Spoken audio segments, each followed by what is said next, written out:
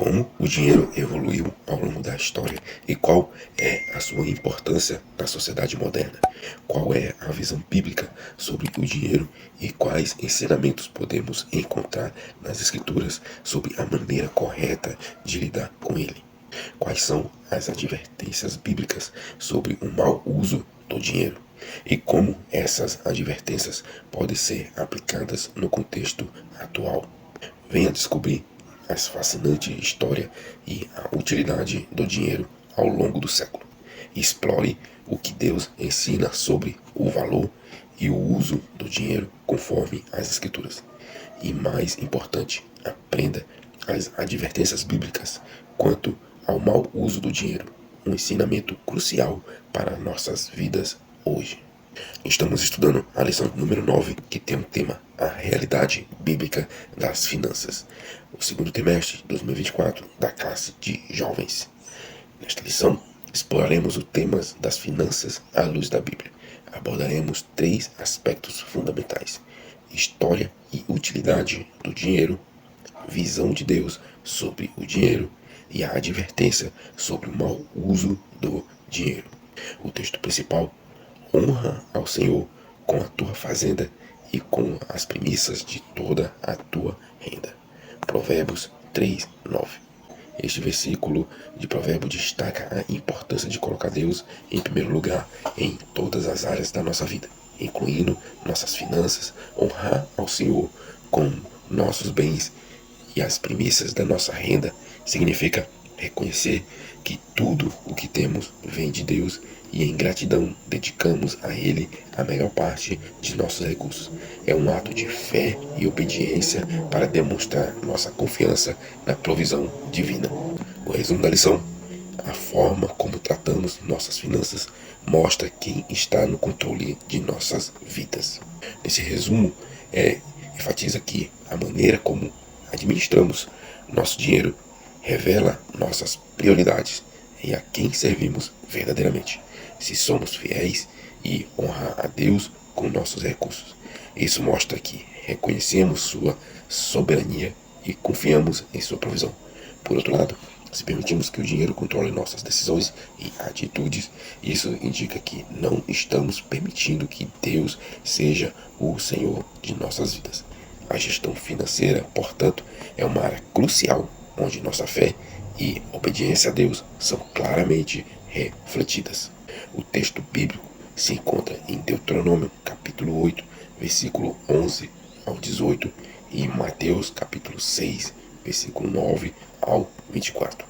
Em Deuteronômio, é um lembrete aos israelitas para que não se esqueça de Deus e de seus mandamentos quando alcançarem prosperidade e abundância.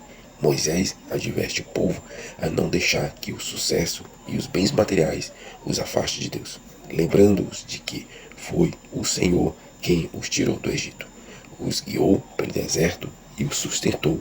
A passagem sublinha que toda a força e poder para adquirir riqueza vem de Deus e não das próprias capacidades humanas. Esse reconhecimento deveria levar a humanidade e a gratidão, mantendo sempre Deus no centro de suas vidas. Já em Mateus, no Sermão do Monte, Jesus ensina sobre a correta perspectiva em relação às posses materiais. Ele adverte contra o acúmulo de tesouro na terra, que são temporários e vulneráveis, e encoraja a buscar os tesouros do céu, que são eternos. Jesus afirma que onde estiver nosso tesouro, ali também estará nosso coração, destacando a relação íntima entre nossas prioridades materiais e espirituais.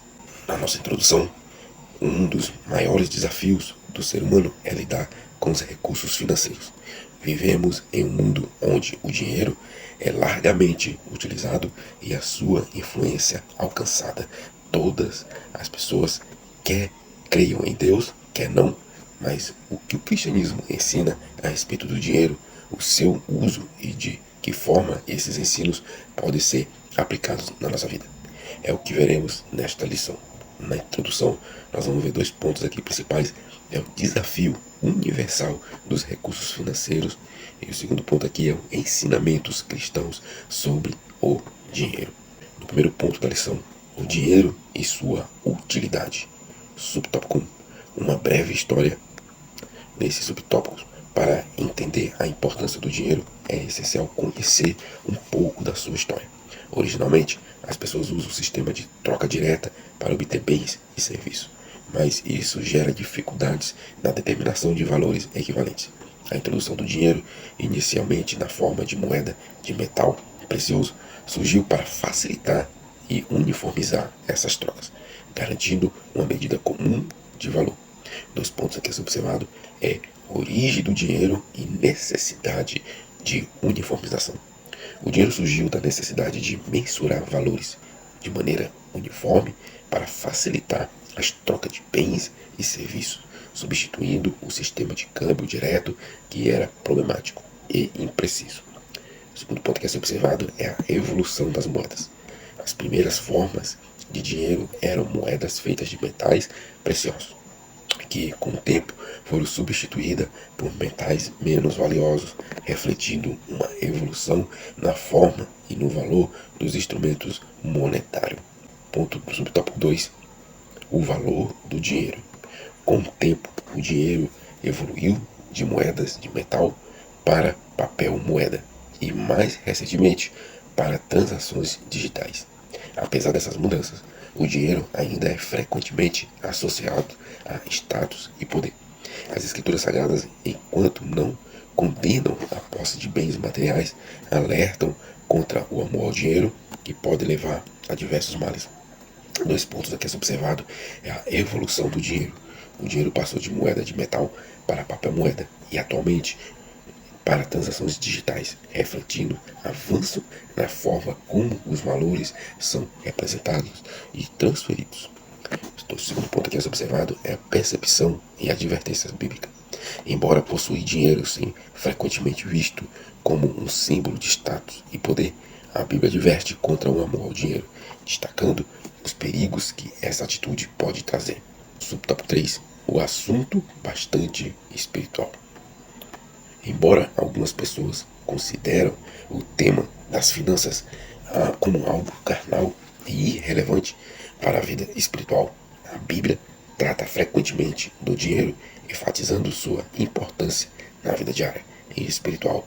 Deus reivindica a posse de todos os recursos, e Jesus abordou o uso e a influência do dinheiro em várias ocasiões, demonstrando que lidar com finanças é um aspecto espiritual significativo.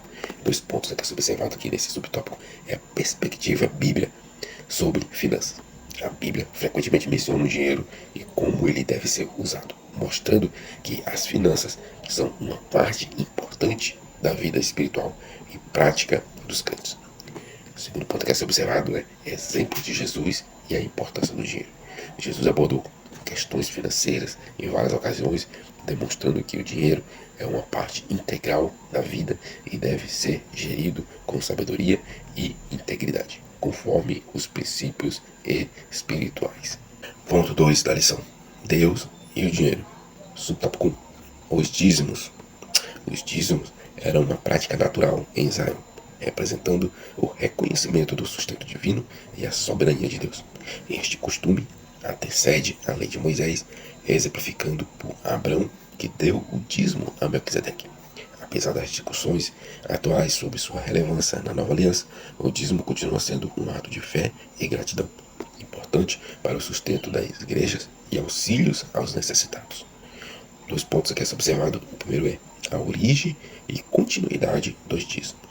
A prática do dízimo antecede a lei de Moisés e era uma forma de os israelitas reconhecerem o poder e a provisão de Deus. Mesmo na nova aliança, os dízimos são vistos como uma expressão de fé e gratidão.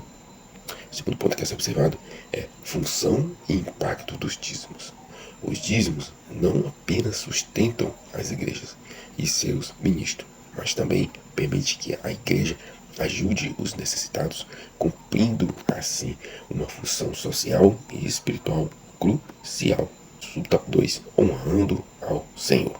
Honrar ao Senhor com os nossos bens e com as premissas de nossa renda significa dar a Deus o melhor de nossos recursos, não apenas o que sobra. Esta prática demonstra que colocamos Deus em primeiro lugar em nossas vidas. Em resposta Deus promete abençoar abundantemente aqueles que o honram, garantindo que não lhes falte nada. Dois pontos que é observado. Primeiro é a prioridade nas ofertas. Honrar a Deus implica oferecer a Ele melhor e os primeiros frutos de nossos recursos, destacando sua importância e prioridade em nossas vidas. O segundo ponto que é observado é bênção divina. Deus promete abençoar aqueles que o honram com seus bens, assegurando abundância e provisão, como descrito em Provérbios 3:10. Subtópico 3. Auxiliando os irmãos. Deus pode abençoar-nos com mais recursos do que precisamos, permitindo-nos poupar e planejar para o futuro. No entanto, também devemos lembrar de ajudar aqueles que têm menos e estão em necessidade. Paulo elogia os cristãos filipenses por sua generosidade em ajudar os irmãos em Jerusalém, apesar de seus próprios recursos limitados, destacando que mesmo pequenas contribuições podem fazer uma grande diferença, quando feitas com generosidade e amor. Dos pontos aqui a ser observado é a primeira generosidade e solidariedade. Mesmo que tenhamos poucos recursos, somos chamados a compartilhar e ajudar aqueles em necessidade, seguindo o exemplo dos cristãos filipenses que com generosidade auxiliaram os irmãos em Jerusalém.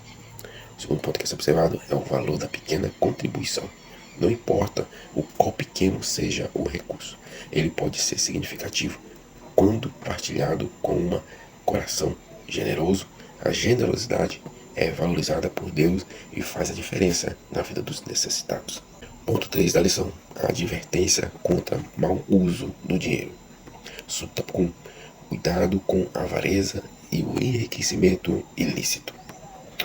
O mau uso do dinheiro, especialmente através da avareza e do enriquecimento ilícito, é fortemente condenado na Bíblia. A busca insaciável por riqueza pode levar as pessoas a se afastarem dos propósitos de Deus e a cometerem pecados como roubo, corrupção e injustiça.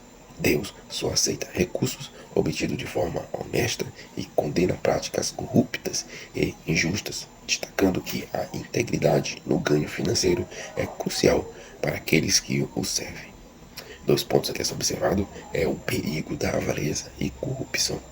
O amor ao dinheiro pode levar a comportamentos imorais e injustos, como roubo, corrupção e exploração, afastando as pessoas dos valores e propósitos divinos. O segundo ponto que é a ser observado nesse subtópico é a integridade no trabalho. Deus valoriza os recursos obtidos de maneira honesta e justa. A forma como ganhamos nosso dinheiro é importante para Deus, e práticas corruptas e ilícitas são abomináveis aos seus olhos. Subtópico 2. Não seja fiador de ninguém. A Bíblia nos adverte sobre o perigo de ser fiador de alguém. Ser fiador significa assumir a responsabilidade de pagar a dívida de outra pessoa, o que pode ser arriscado e prejudicial financeiramente. Ao aceitar ser fiador, estamos potencialmente comprometendo nossos próprios recursos e bens para cumprir a dívida de outra pessoa, o que pode levar a consequências graves para nossa situação financeira. Dos pontos que é observado é o risco financeiro. Ser fiador expõe a pessoa a um alto risco financeiro, pois ela se compromete a pagar a dívida de outra pessoa caso ela não cumpra com suas obrigações financeiras. O segundo ponto que é observado é prudência financeira. A sabedoria bíblica nos aconselha a evitar assumir compromissos financeiros que possam colocar em risco nossas estabilidades financeira e bem-estar. Tópico 3. Saiba lidar com os recursos que Deus dá. A sabedoria bíblica nos orienta a lidar de forma prudente e responsável com os recursos que Deus nos concede.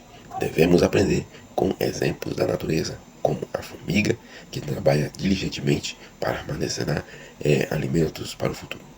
Além disso, é necessário cautela ao utilizar cartões de crédito, pois pode levar ao endividamento se não forem usados com sabedoria e controle de gastos.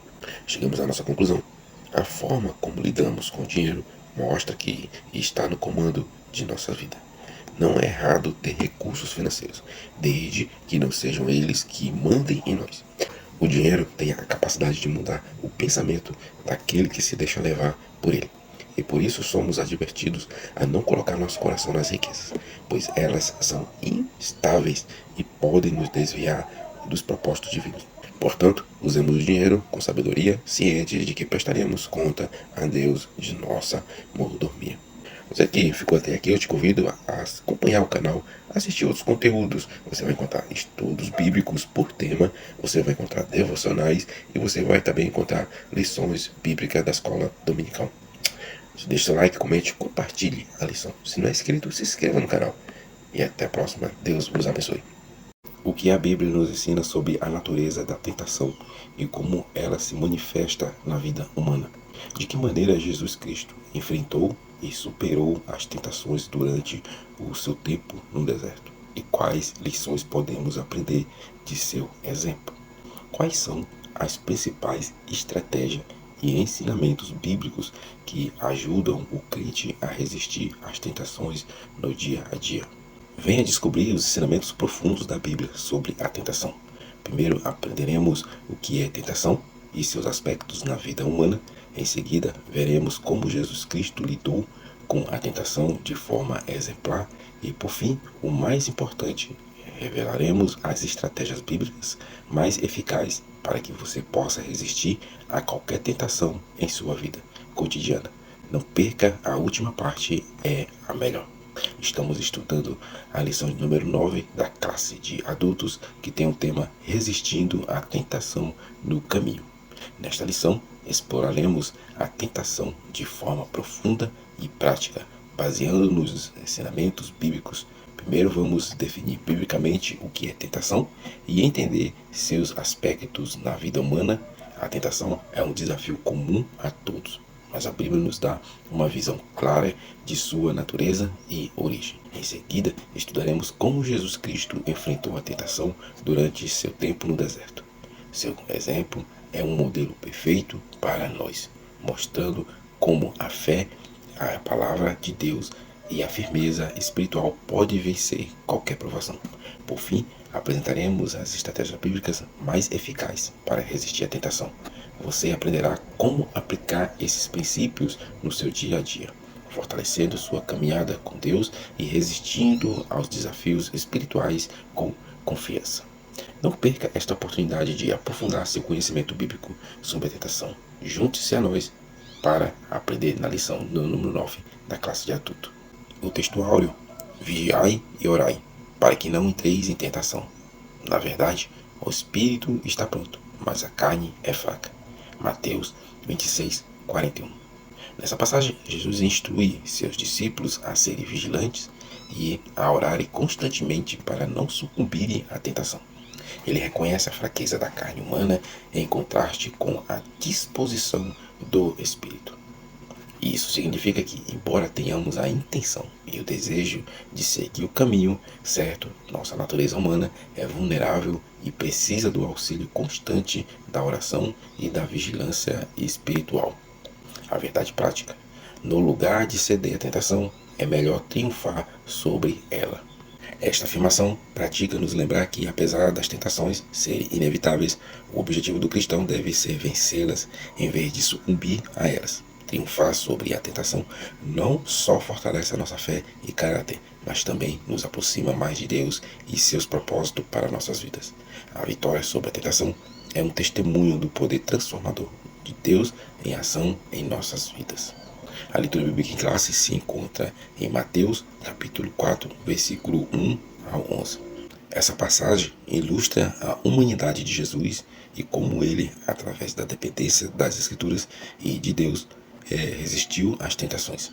Sua resposta a cada tentação serve como exemplo de como os crentes devem usar a palavra de Deus e a fé para superar as provações.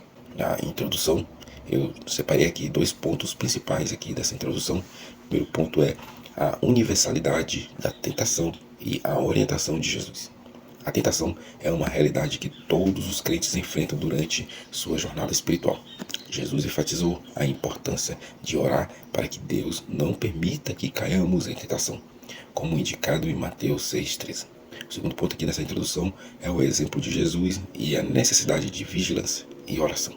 Nesta lição, examinaremos como Jesus enfrentou a tentação no deserto e aprendemos a estratégia bíblica para resisti-la. Seguir a recomendação de Jesus sobre a vigilância e a oração, conforme Mateus 26,41, é crucial para não ceder à tentação ao longo da caminhada cristã.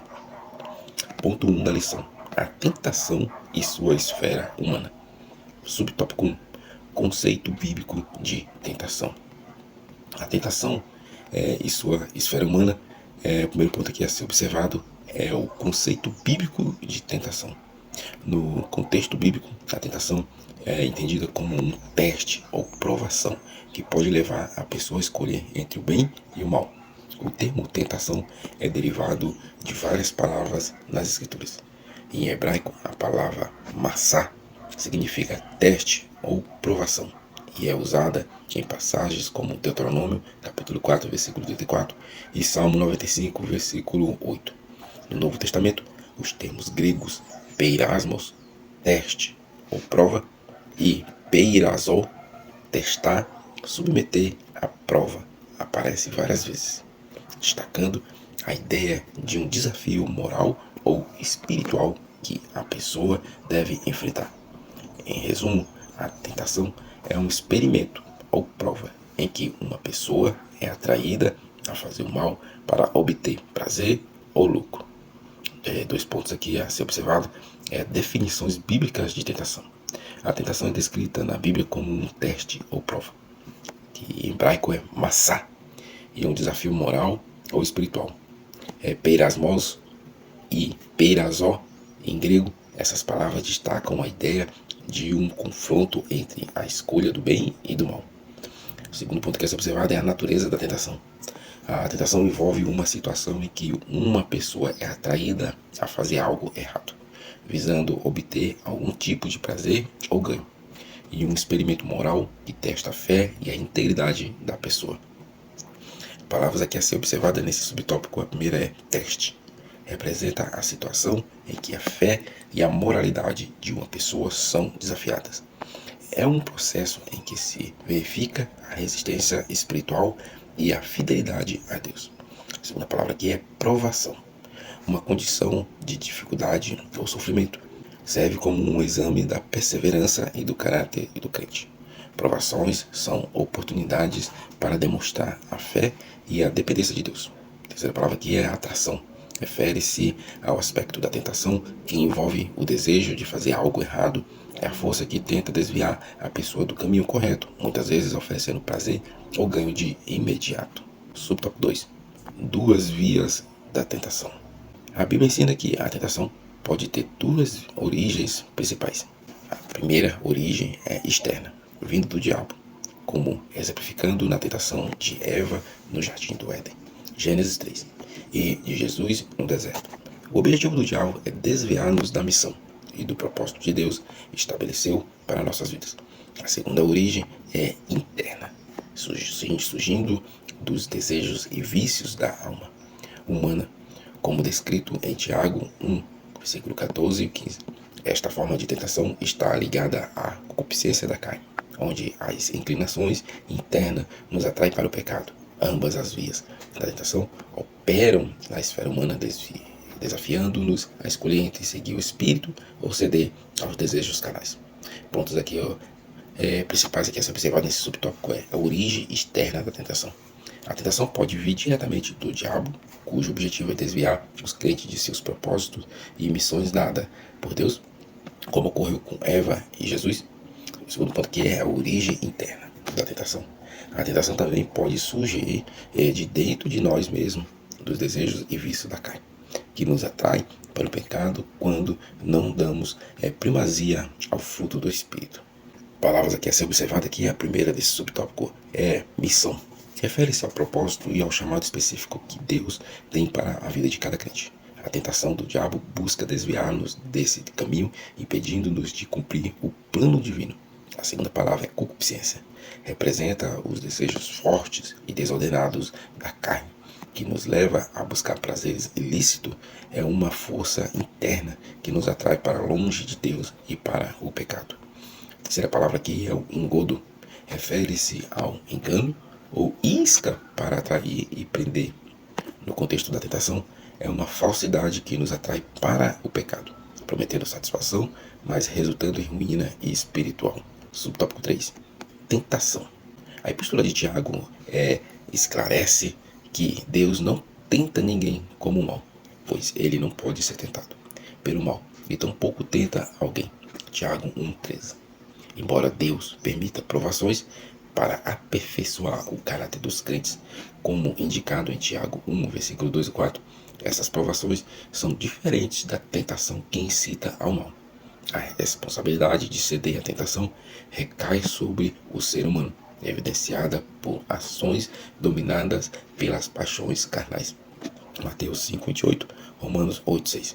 Embora o inimigo possa nos persuadir, a tentação ocorre na esfera humana e terrena e Deus sempre provê uma saída para que possamos resistir. 1 Coríntios 10,13. Dois pontos aqui a ser observado. A primeira é a origem da tentação e provação. Deus não tenta ninguém com o mal. Ele permite provações para aperfeiçoar nosso caráter. A tentação que leva ao pecado não vem de Deus, mas das paixões carnais e humanas. O segundo ponto que é ser observado é a responsabilidade humana. A responsabilidade de ceder à tentação é humana, mesmo que o inimigo nos persuade. Somos nós que decidimos ceder às tentações. Deus sempre oferece uma saída para que possamos resistir à tentação. Palavras aqui a ser observadas nesse subtópico é provação. Refere-se ao teste permitidos por Deus para aperfeiçoar e fortalecer o caráter dos crentes. Diferente da tentação, as provações têm o propósito de desenvolver a maturidade espiritual. A segunda palavra que é ser observada é paixões. Representa o desejo intensos e desordenado da carne, que nos levam ao pecado. As paixões carnais são internas e evidenciam a fraqueza humana diante da tentação. A terceira palavra que é ser observada é saída. Refere-se à promessa de Deus de que sempre haverá uma maneira de escapar da tentação. 1 Coríntios 10,13. É a ajuda divina que permite ao crente resistir ao pecado, demonstrando a fidelidade e a graça de Deus em momentos de tentação. Ponto 2 da lição. O Senhor Jesus e a tentação. Subtópico 1. A provação do Senhor Jesus. Conforme o Evangelho de Mateus, após seu batismo, Jesus foi conduzido pelo Espírito Santo ao deserto, onde enfrentou uma intensa batalha espiritual durante 40 dias, sendo tentado por Satanás. Marcos 1, versículo 12 ao 13, e Lucas, capítulo 4, versículo 1 ao 2. O objetivo de Satanás era desafiar Jesus e seu propósito divino, tentando satisfazer seus desejos e necessidades de maneira contrária à vontade de Deus. João 4,34. Apesar da intensidade do ataque, Jesus resistiu sabiamente usando a oração, o jejum e a palavra de Deus. Embora estivesse fisicamente frágil, Jesus estava espiritualmente fortalecido para enfrentar as tentações do príncipe deste mundo. João 16,11. Efésios 2,2. Dois pontos aqui a ser observado nesse subtópico é a batalha espiritual de Jesus. Jesus enfrentou uma intensa batalha espiritual no deserto, onde foi tentado por Satanás durante 40 dias, com o objetivo de desviá-lo do seu propósito divino. O segundo ponto que é ser observado é estratégias de resistência. Jesus resistiu às tentações através da oração, do jejum e da palavra de Deus, mostrando que mesmo em sua fraqueza física, ele estava espiritualmente forte. A primeira palavra que é ser observada é deserto. O deserto simboliza um lugar de provação e isolamento, onde Jesus enfrentou a tentação. É um ambiente de dificuldades extremas, tanto físicas quanto espirituais, que testa a fé e a resistência. A segunda palavra que é ser observada é o propósito. Refere-se à missão divina de Jesus e ao plano de Deus para a sua vida. A tentação de Satanás visa desafiar Jesus desse propósito, tentando-o a buscar satisfação pessoal ao invés de cumprir a vontade de Deus. A terceira palavra que é observada é fortalecimento. Denota o fortalecimento espiritual de Jesus, apesar de sua fragilidade física. Através da oração, do jejum e da meditação na palavra, Jesus manteve-se espiritualmente forte para resistir às tentações. Segundo subtópico 2. As áreas de que Jesus foi tentado. Jesus enfrentou tentações em 3 áreas principais: física, divina e espiritual. Na área física, após jejuar e sentir fome, Satanás o tentou a transformar pedras em pães para provar sua filiação divina. Mateus 4,3. Na área da natureza divina, Satanás pediu que Jesus se jogasse do pináculo do templo, prometendo que os anjos o protegeriam, tentando a demonstrar seus atributos divinos. Mateus 4, versículos 5 ao 6. Na área espiritual, Satanás ofereceu a Jesus todos os reinos do mundo, se ele adorasse o diabo, tentando Jesus a evitar a cruz e buscar um atalho para a glória terrena. Mateus 4:9.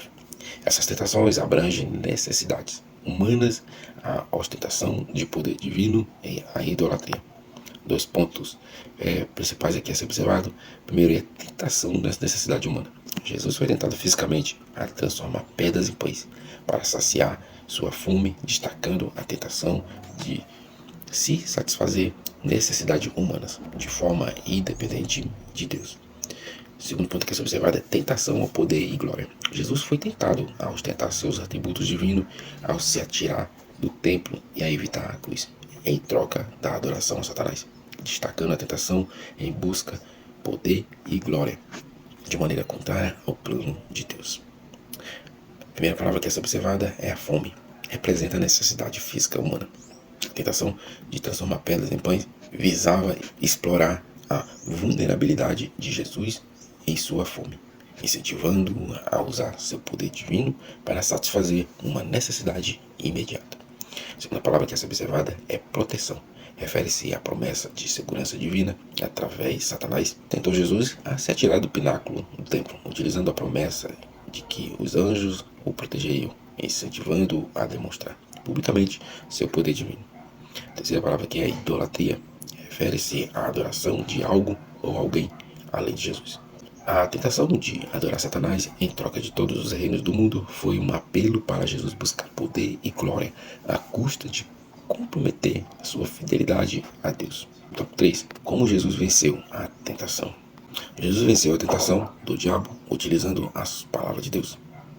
Em cada tentação, Jesus respondeu com as Escrituras, demonstrando sua autoridade e poder. Na primeira tentação, ele declarou: está escrito, nem só de pão viverá o homem, mas de toda a palavra que sai da boca de Deus. Mateus 4:4. Na segunda tentação, ele afirmou: está escrito, não tentarás ao Senhor teu Deus. Mateus 4:7. Na terceira tentação, ele disse: vai-te, Satanás, porque está escrito, ao Senhor teu Deus adorarás, e só a ele servirás. Mateus 4:10. Jesus sempre recorreu às Escrituras como autoridade suprema de fé e prática, enfatizando a importância de conhecê-las e utilizá-las juntos com a oração e jejum. As Escrituras são ferramentas essenciais para vencer as tentações do inimigo. Efésios 6, versículo 11 e o 17. Devemos seguir o exemplo de Jesus, nosso divino mestre. 2 pontos aqui a ser observado é o uso da palavra de Deus. Jesus derrotou as tentações do diabo, citando as Escrituras, mostrando que a palavra de Deus é uma arma poderosa contra as tentações. O segundo ponto que é observado é a autoridade das Escrituras. Ao enfrentar as tentações, Jesus demonstrou que as Escrituras são autoridades supremas para a fé e prática, servindo como guia e de defesa contra os ataques espirituais. A palavra que é observada é a primeira, é a autoridade. Refere-se ao poder e legitimidade das Escrituras. Jesus mostrou que a palavra de Deus é a autoridade final e deve ser usada para enfrentar e superar as tentações. A segunda palavra que é observada é defesa. A palavra de Deus serve como uma defesa contra as tentações. Jesus utilizou as Escrituras para refutar as mentiras de Satanás, protegendo-se e mantendo-se fiel ao propósito de Deus. A terceira palavra aqui é imitação. Seguimos o exemplo de Jesus ao enfrentar tentações. Assim como ele utilizou a palavra de Deus para vencer, nós também devemos conhecer e aplicar as Escrituras em nossas vidas para resistir às tentações. Ponto 3 da lição: resistindo à tentação. Subtópico 1. Todos somos tentados. Independentemente da nossa dedicação às disciplinas espirituais como oração, jejum e leitura da palavra, o inimigo continuará a tentar-nos. Devemos estar conscientes dessa realidade, especialmente vivendo em uma cultura pós-moderna que promove o relativismo e tentar moldar os valores e comportamentos de acordo com padrões mundanos. Artistas, escritores, filósofos e até alguns teólogos buscam naturalizar práticas contrárias aos princípios bíblicos. Por isso, as Escrituras nos encorajam a não nos conformar com este mundo, mas a assumir uma postura firme e alinhada com os ensinamentos de Cristo. Romanos 12, 2. Dois pontos aqui a ser observado. O primeiro é a persistência na tentação. Mesmo com práticas espirituais rigorosas, como oração, jejum e leitura da Bíblia, o inimigo continuará a nos tentar. Portanto, é crucial estar sempre vigilante e consciente dessa realidade. O segundo ponto aqui a ser observado é a influência da cultura pós-moderna. A sociedade pós-moderna, através de diversas figuras e ideologias, tenta relativizar a moralidade e moldar os cristãos aos seus padrões. As Escrituras nos exortam a resistir a essas influências e a não nos conformar com os valores deste mundo. A primeira palavra que é observada é relativismo. É uma filosofia que nega absolutos morais e promove a ideia de que a verdade é subjetiva e variável. A cultura pós-moderna frequentemente promove o relativismo, desafiando os princípios bíblicos. A segunda palavra aqui é vigilância, a necessidade constante de estar alerta e consciente das tentações ao nosso redor. Mesmo com uma vida espiritual disciplinada, a vigilância é essencial para reconhecer e resistir às investidas do inimigo. A terceira palavra aqui é conformismo, a tendência de ajustar-se aos padrões e comportamentos do mundo.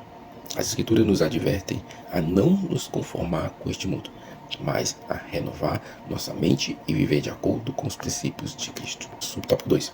Rejeite a tentação. Martinho Lutero disse: você não pode impedir que os pássaros voem sobre sua cabeça, mas pode impedir que ele se instale com seus ninhos. Embora não seja um versículo bíblico, essa frase transmite uma verdade encontrada nas Escrituras. A história de José fugindo da esposa de Potifar, Gênesis 39:12, e a descrição de Jó como alguém que evita o mal, Jó 1, versículo 1, ilustram essa ideia. Não podemos evitar a presença da tentação, mas com a ajuda do Espírito Santo podemos impedir que ela nos domine. O apóstolo Paulo aconselhou Timóteo a fugir das paixões juvenis. 2 Timóteo 2, versículo 22. Portanto, a melhor estratégia ao longo da nossa jornada cristã é evitar a tentação ativamente. Dois pontos que é observado é a inevitabilidade da tentação. Não podemos impedir a tentação de surgir em nossas vidas, assim como não podemos impedir que os pássaros voem sobre nossas cabeças. A presença da tentação é uma realidade inevitável. O segundo ponto que é observado é a fuga como estratégia. A melhor maneira de lidar com a tentação é evitá-la, seguindo exemplos bíblicos e os conselhos de Paulo.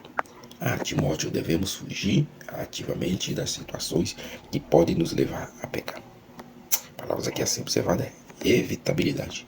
Refere-se à capacidade de evitar ou fugir das situações tentadoras. Embora a tentação seja inevitável, podemos escolher não ceder a ela, evitando circunstâncias que nos coloquem em risco espiritual. A segunda palavra que é observada é dominância. Trata da tentação ter controle sobre nós. Com a ajuda do Espírito Santo, podemos impedir que a tentação domine nossos pensamentos e ações, mantendo-nos firmes na fé. A terceira palavra que é observada refere-se paixões. Refere-se aos desejos intensos e muitas vezes desordenados, especialmente as paixões da juventude mencionadas por Paulo. Reconhecer essas paixões e fugir delas é crucial para resistir às tentações. Subtópico 3. Arrependa-se. Durante a caminhada cristã, é possível que o crente ceda à tentação e rompa a comunhão com Deus. No entanto, esse relacionamento pode ser estabelecido através da confissão de pecados, arrependimento e quebrantamento espiritual. Provérbios 28:13 afirma que quem confessa e abandona seus pecados encontra misericórdia. Assim, quando cedemos à tentação, não devemos nos justificar, culpar os outros ou ignorar nossos atos pecaminosos. O caminho divino é a confissão e o arrependimento, permitindo-nos desfrutar do perdão e da restauração. Dois pontos aqui a ser observado. O primeiro ponto é a possibilidade de queda. Mesmo crentes comprometidos podem ceder à tentação e romper sua comunhão com Deus. Esse reconhecimento é importante para abordar a necessidade de arrependimento. O segundo ponto que é observado é o caminho de restauração. A restauração do relacionamento com Deus é possível através da confissão de pecados e arrependimento. Esse processo leva ao perdão e à cura espiritual. Palavras aqui a ser observada. A primeira é confissão. O ato de admitir e verbalizar os pecados diante de Deus. Confessar nossos pecados é o primeiro passo para receber perdão e retornar à comunhão com Deus. A segunda palavra aqui é quebrantamento. Um estado de humildade e arrependimento profundo. Quando somos quebrantados, reconhecemos nossa falibilidade e nos voltamos a Deus com sinceridade, buscando sua misericórdia. E a terceira palavra aqui é restauração. O processo de ser restaurado à plena comunhão com Deus. A restauração ocorre quando, após confessar e se arrepender, experimentamos o perdão de Deus e somos renovados espiritualmente. Chegamos à nossa conclusão, semelhante ao Senhor, que foi tentado em tudo, mas não pecou. Hebreus 2:18 e o capítulo 4, versículo 15. Podemos seguir o caminho de não sermos seduzidos pela tentação. Assim podemos desfrutar mais de uma vida em santidade e comunhão com Deus. Por isso, ao oferecermos resistência à tentação ao longo da jornada, lograremos êxito e receberemos a coroa da vida. Tiago 1:12. Se você gostou da lição de hoje e deseja continuar se aprofundando nos estudos bíblicos, não deixe de seguir o nosso canal. Você vai encontrar mais conteúdos como estudos bíblicos, devocionais e lições da Escola Bíblica Dominical.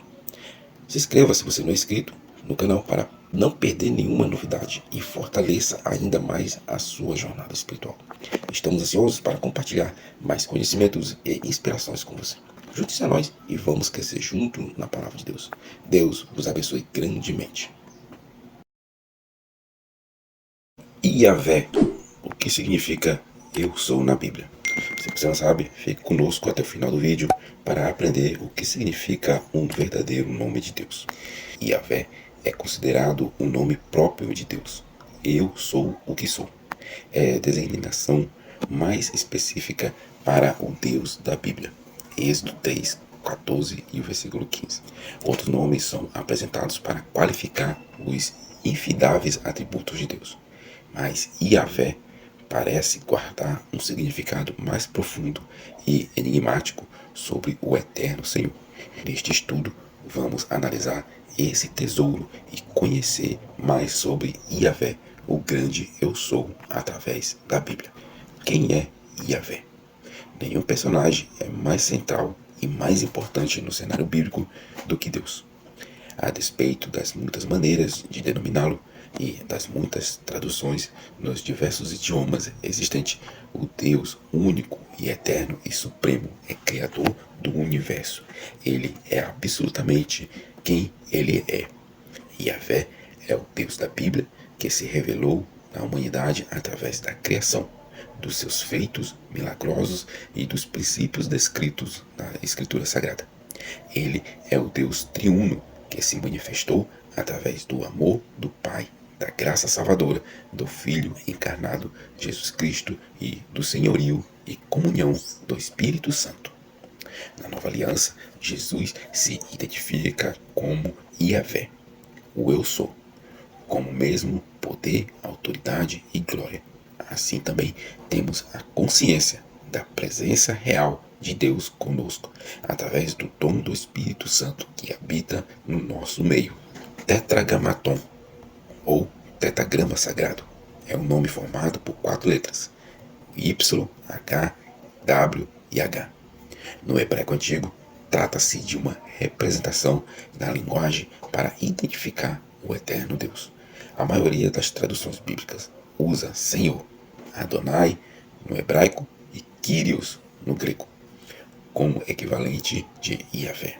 A origem.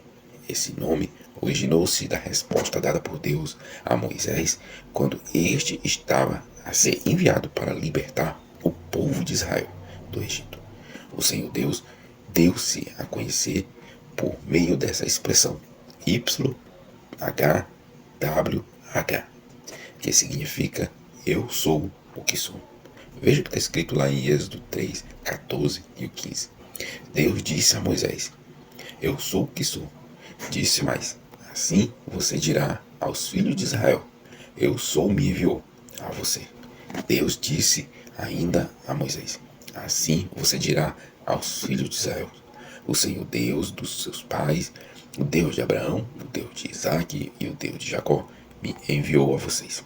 Este é o meu nome eternamente, e assim serei lembrado de geração em geração. Êxodo, capítulo 3, versículo 14 e o 15. O significado do tetragrama. A resposta de Deus, por um lado, pode significar um enigma, algo como: por que perguntas o meu nome? Eu sou quem sou e serei eternamente. Por outro, também parece se relacionar com o que foi dito anteriormente a Moisés: eu estarei com você. Sou eu quem o envia. Êxodo capítulo 3, versículo 11 ao 12. E também ao que deveria ser dito aos israelitas: eu sou o Senhor, o Deus dos seus pais, o Deus de Abraão, o Deus de Isaque e o Deus de Jacó. A ideia implícita aqui remete a: sou o Deus eterno, que fui com seus antepassados, estou e também estarei convosco, de geração em geração. Nessas duas possibilidades, aprendemos que Deus é imensurável e incompreensível, mas promete estar presente com o seu povo. Através da comunhão com Ele, passamos a conhecê-lo pessoalmente. Yahvé, ser absoluto de Deus.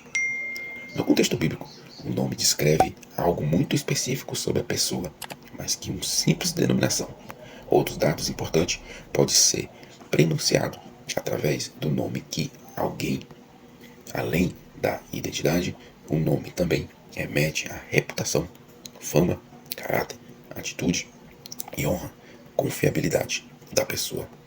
Moisés entendeu que isso não se descobre apenas de ouvir falar, ou no encontro apenas, mas é na caminhada que conhecemos o caráter e as atitudes do Senhor. Foi assim com Abraão, Isaque e Jacó. Conheceram o renome de Deus, e é assim que ele quer ser reconhecido pelos seus. O sentimento enigmático da expressão eu sou revela a existência real e concreta de Deus. Diferente de divindades criadas nas religiões, o Deus soberano não é abstrato, nem inativo. Ele é o criador do seu poder, não tem limite, nem está restrito a áreas específicas, como os deuses criados, dos mares, do sol, da tempestade, da fecundidade e etc. Ele é o Deus Todo-Poderoso, com autoridade sobre tudo e todos, sem início nem fim. Ele é o Senhor de toda a existência. Ele é aquele que é, era e será eternamente. Hebreus 13, versículo 8. Conhecendo mais a Yahvé. Os que conhecem o seu eterno nome confiam em ti, pois tu, Senhor, jamais abandona os que te buscam. Salmos 9, 10. Moisés ainda conhecia pessoalmente o Deus de seus antepassados, mas possivelmente já tinha tido contato com as divindades egípcias. Educado pela filha de Faraó, Moisés teria conhecido de perto várias culturas religiosas do Egito e de outros povos. Então, nesse primeiro contato pessoal com o Deus verdadeiro, ele quis saber como identificar o Senhor. Mas a resposta misteriosa de Deus, eu sou o que sou, revela que ele é muito mais poderoso e glorioso que se possa supor. Ele não está no mesmo nível dos falsos deuses das nações, pois é infinitamente superior. A revelação de Yahvé no Antigo Testamento. No Antigo Testamento, a história de Deus com a humanidade vai sendo pouco a pouco revelada. O seu nome, bem como as suas características, qualidades e reputação, vão sendo progressivamente mostradas nas Escrituras. Em diversos episódios do Antigo Testamento, Deus se manifestou, falou, defendeu, protegeu, interferiu, consolou e advertiu o seu povo. Veja muitos encontros: Isaac, Jacó, Moisés e Arão, Josué e Gideão. Gênesis capítulo 26 e o versículo 3. Gênesis capítulo 31, versículo 3. Êxodo capítulo 3, versículo 12. Êxodo capítulo 4, versículo 12 e o versículo 15. Deuteronômio capítulo 31, versículo 23. Josué capítulo 1, versículo 5, capítulo 3, versículo 7, e Juízes, capítulo 6 e o versículo 16. Do Pentateuco, os 5 primeiros livros até os profetas, encerrado com Malaquias, Deus vai se manifestando aos povos com amor e justiça. A revelação completa de Eu Sou no Novo Testamento. Deus, através da sua intervenção no mundo e do seu relacionamento com o seu povo e com os gentios, Deus deu a conhecer traços da sua autoridade, poder, misericórdia, justiça, soberania e amor. Deus é o único em 3 pessoas. O Pai, o Filho e o Espírito Santo são revelados desta forma misteriosa na Bíblia. No Novo Testamento, com a vinda de Jesus Cristo, o Deus encarnado e do Espírito Santo, vemos a manifestação completa de pessoal e de Yahvé ao mundo. Ele veio para salvar o seu povo que está perdido, concedendo perdão e nova vida a todos os que creem. Como vemos nas Escrituras, Yahvé, Eu Sou, é o único Deus verdadeiro que vai transparecendo aqueles que se relacionam com Ele, por meio da fé, da pessoa do Pai e de Jesus e do Espírito Santo. Passagens bíblicas que aparece Yahvé no Antigo Testamento e no Novo Testamento. Criador do Universo, Gênesis 1:1, Gênesis 2:4, Jó 9:9, Isaías 40, versículo 28, e João, capítulo 1, versículo 3, e Colossenses, capítulo 1, versículo 16. Deus adorado e reverenciado. Gênesis 4, versículo 26, Jeremias 10:10, Salmos 89. João, capítulo 1, versículo 18, capítulo 20 e versículo 28, e Lucas 24:52. Deus que escolhe e chama. Gênesis 12, versículo 1 ao 3, Êxodo 3, versículo 4 e Deuteronômio, capítulo 7, versículo 6, Marcos, capítulo 3, versículo 14, João, capítulo 15, versículo 16 e Efésios 1, versículo 4, e 1 Tessalonicenses, capítulo 1, versículo 4. Deus de aliança. Gênesis 9, versículo 16, capítulo 17, versículo 2, Êxodo, capítulo 6, versículo 4 ao 8, Números, capítulo 25, versículo 12, Juízes, capítulo 2, versículo 1 ao 2, Jeremias, capítulo 31, versículo 31, Mateus, capítulo 26 e 28, Hebreus 9, 20, Hebreus 12, 24. Deus que faz milagre. Êxodo 7, versículo 14, e o capítulo 14, versículo 31, Segundo Reis, capítulo 4 e capítulo 5, Jó, capítulo 5, versículo 9, Lucas, capítulo 7, versículo 14 e 15, Lucas, capítulo 19, versículo 37, João, capítulo 11, versículo 43 ao 44. Deus é a verdade e o caminho. Deuteronômio, capítulo 32, versículo 4, João, capítulo 14, versículo 6 e o capítulo 16, versículo 13. Deus da salvação. Isaías, capítulo 12, versículo 2 e o 3, Salmos 118, versículo 14, 1 Tessalonicenses, capítulo 5, versículo 9, Judas, capítulo 1 e o versículo 25. Deus presente. Deuteronômio, capítulo 31, versículo 8, Isaías, capítulo 43, versículo 5, Mateus, capítulo 28, versículo 20, capítulo 14, versículo 17 e 18. Deus que ama incondicionalmente. Êxodo, capítulo 34, versículo 6, Isaías, capítulo 54, versículo 10 e Salmos 36, versículo 7, João 3,16, João 17, 27 e 1 João, capítulo 4, versículo 9 ao 10. A essência, excelência e glória de Deus, Pai, Filho e Espírito Santo, ainda é um mistério, um enigma que vamos descobrindo à medida que vamos caminhando com Yahvé. Pela fé, cremos que no tempo futuro entenderemos o mistério do seu nome, pois o conheceremos tal como somos conhecidos. Agora, pois, vemos apenas um reflexo, obscuro como em espelho. Mas então veremos face a face. Agora conheço em parte, então conhecerei plenamente, da mesma forma como sou plenamente conhecido. 1 Coríntios 13, versículo 12. Você que quer aprofundar mais conhecimento sobre a Bíblia, junte-se nós no nosso canal.